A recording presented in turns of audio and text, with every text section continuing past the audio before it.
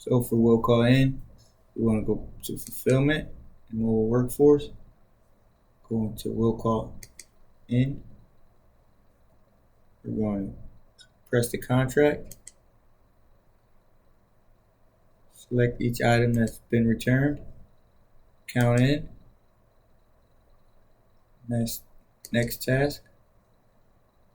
Information, you hit the contract number underneath it, and you hit signature. This is for them returning the item. And then click submit. Next contract. Then from here we would go back into the point of rental, back into contract fulfillment,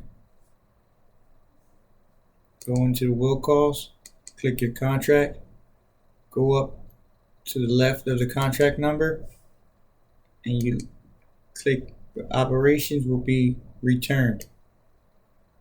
This changes from from day at a glance. And you press your information and you load them out. This return, so now we return it. And you hit exit and everything's fine.